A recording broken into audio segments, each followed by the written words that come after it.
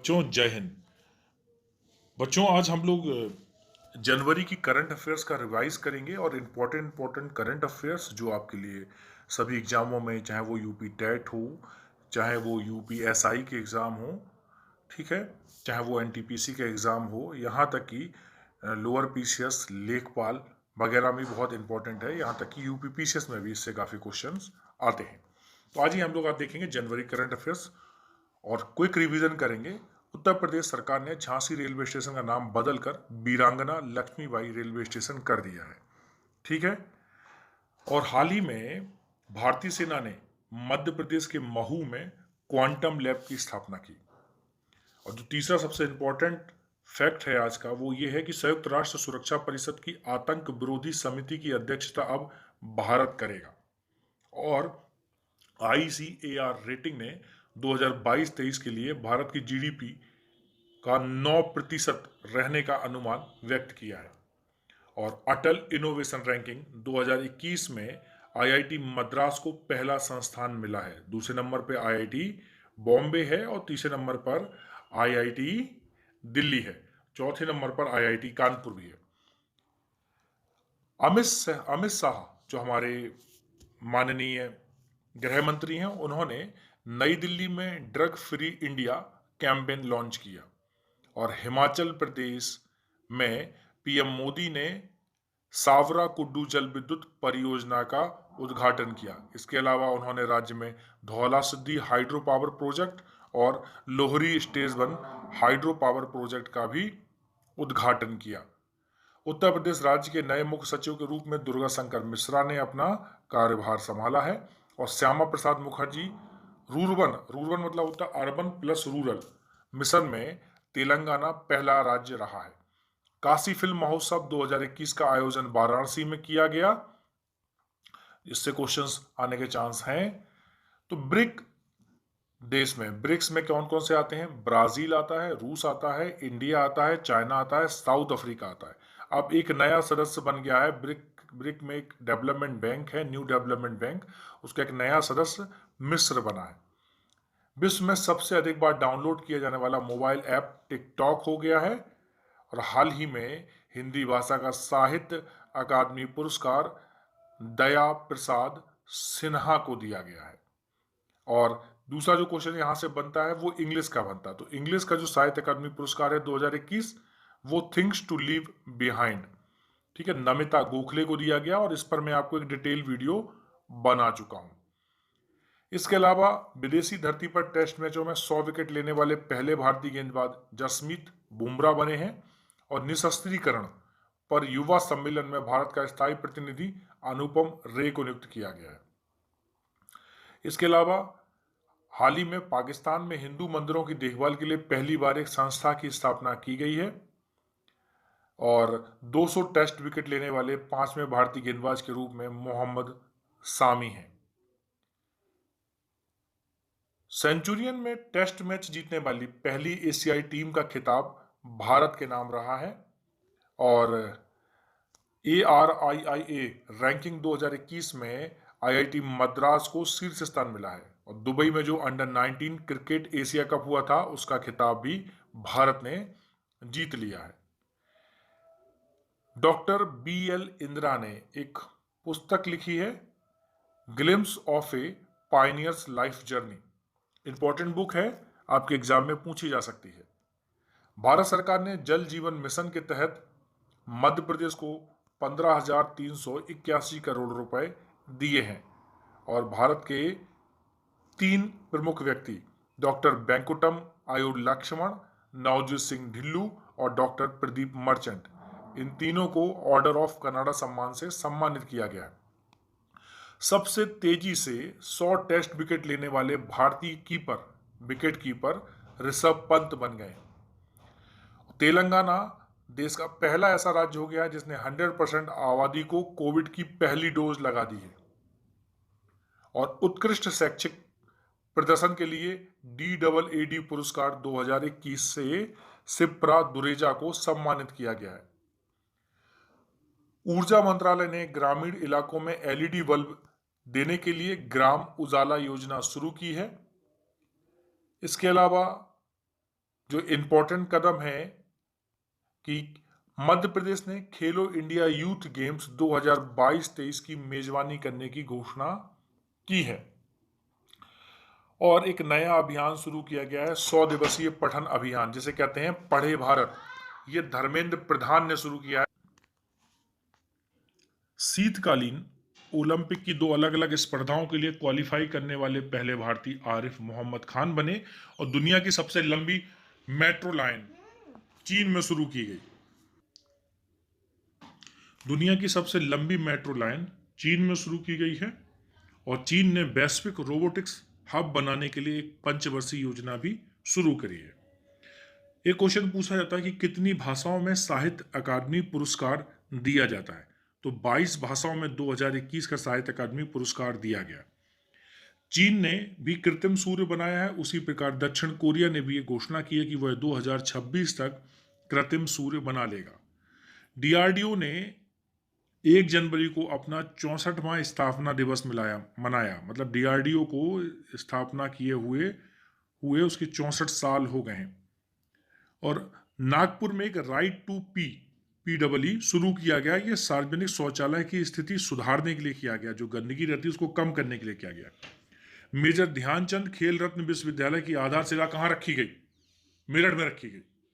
किस महिला क्रिकेटर को साल 2021 की सर्वश्रेष्ठ क्रिकेटर के रूप में चुना गया है? स्मृति मंधाना को।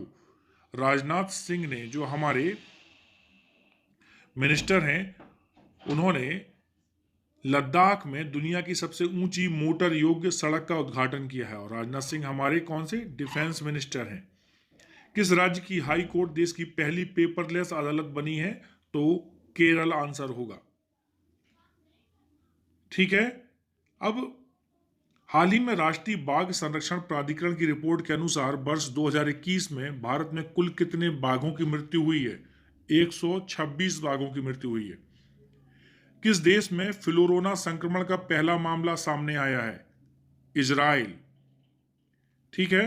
दूरसंचार विभाग ने किस वर्ष तक 13 शहरों में 5G सेवा शुरू करने की घोषणा की है? 2022 में 13 शहरों में 5G सेवा शुरू की जाएगी। निर्मला सीतारमण ने किस शहर में 46वीं जीएसटी परिषद की बैठक की अध्यक्षता की? दिल्ली। अभ्यास मिलन 2022 की मेजबानी कौन सा देश कर रहा है? भारत। और $3 ट्रिलियन मार्केट वैल्यू वाली दुनिया की पहली कंपनी एप्पल बन गई है। स्वच्छ भारत मिशन के तहत खुले में शौच मुक्त गांव की सूची में कौन सा राज्य शीर्ष पर रहा? तेलंगाना।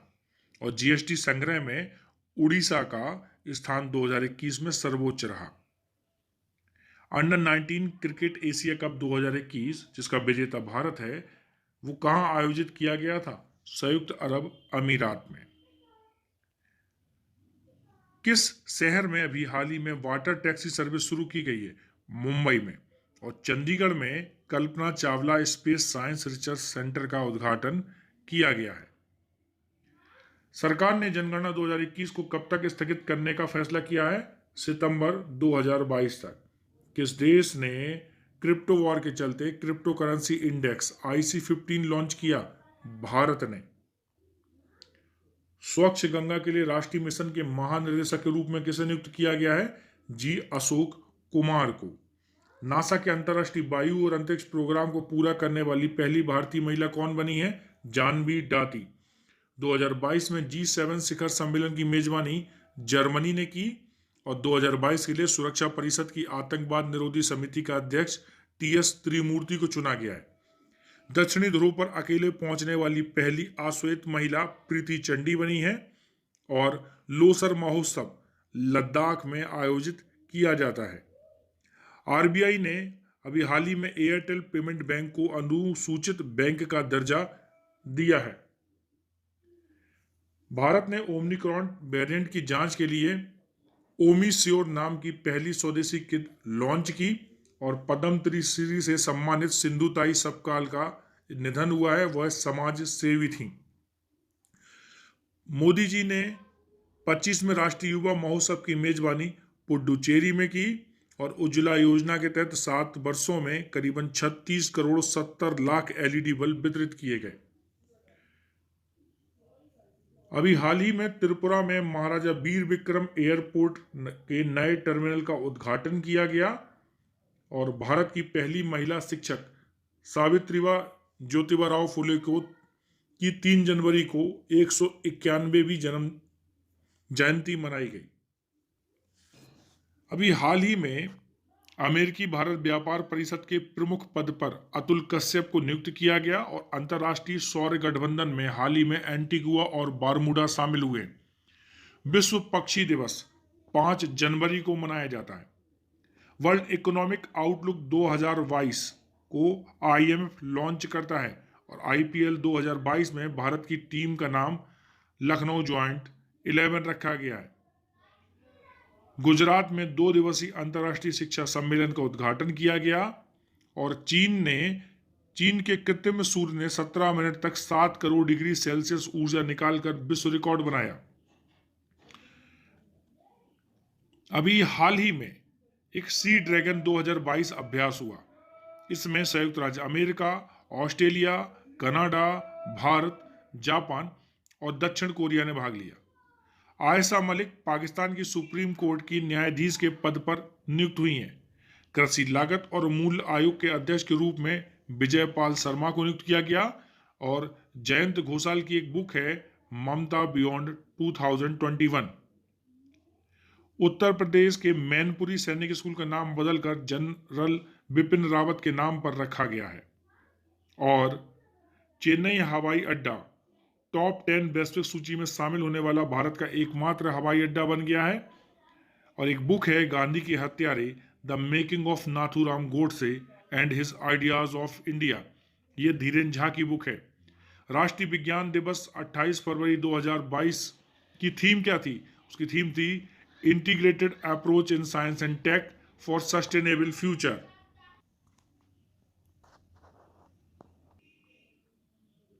राष्ट्रीय जल पुरस्कार 2020 में सर्वश्रेष्ठ राज्य उत्तर प्रदेश रहा और चुनाव आयोग ने बड़े राज्यों में चुनाव खर्च की सीमा 70 लाख से बढ़ाकर 95 लाख कर दी और उत्तर कोरिया ने नई हाइपरसोनिक मिसाइल का सफल परीक्षण किया है। इसके अलावा भारत का जो पहला स्वदेशी सर्वर वो रुद्र नाम से लॉन्च किया गया है और पीएम के पंजाब दौरे के दौरान सुरक्षा चूकों की जांच कमेटी के अध्यक्ष सुधीर कुमार सक्सेना को नियुक्त किया गया है। हाल ही में चीन ने दिमाग पढ़ सकने वाली फैक्ट्री रोबोट बनाया है और Jhulan Goswami legends cricket league ने उनको ऑल वुमेन रेफरी टीम का राजदूत नियुक्त किया है। विश्व हिंदी दिवस 10 जनवरी को मनाया जाता है। इसके अलावा एडिलेड इंटरनेशनल टेनिस में पुरुष युगल का खिताब भारत के बोपन्ना और रामनाथन ने मिलकर जीता है। फिलीपींस में एक नया कानून बना है जिसके अनुसार बाल विवाह पर पूर्ण रूप से प्रतिबंध लगाया गया है और SBI जनरल इंश्योरेंस ने बहाने छोड़ो टैक्स बचाओ अभियान शुरू किया है। प्रवासी भारतीय दिवस 9 जनवरी को मनाया जाता है और खेलो इंडिया गेम्स 2023 मध्य प्रदेश में आयोजित किए जाएंगे। 10 से 16 जनवरी के बीच पहला स्टार्टअप इंडिया इनोवेशन वीक आयोजित किया गया और ICMR राष्ट्रीय पुरस्कार डॉक्टर सुभाष मुखर्जी हाल ही में सतीश अडिगा को इस पुरस्कार से सम्मानित किया गया। NSO ने वर्ष 2022 में भारत की GDP 9.2% रहने का अनुमान लगाया है और भारत ने 2.5 साल बाद अमेरिका को आमों का निर्यात करने की घोषणा की है। भारतीय तटरक्षक बल ने गुजरात में यासीन नामक पाकिस्तानी नाव भी पकड़ी थी और दिसंबर 2021 तक भारत का विदेशी मुद्रा भंडार RBI के अनुसार $633 बिलियन का रहा है। ठीक है, चीन के चोंग A5 चंद्रपुर को चंद्रमा की सतह पर पानी के पहले ऑन साइट सबूत मिले हैं और एशियन इंफ्रास्ट्रक्चर इन्वेस्टमेंट बैंक का उपाध्यक्ष उर्जित पटेल को नियुक्त किया गया है। तो ये हमारी जो करंट अफेयर्स थी वो 1 से लेके 12 जनवरी तक की करंट अफेयर्स थी। इसके बाद हम लोग देखेंगे 13 से लेके पूरी 30 जनवरी तक की करंट अफेयर्स सेकंड पार्ट में। नमस्कार बच्चों, जय हिंद।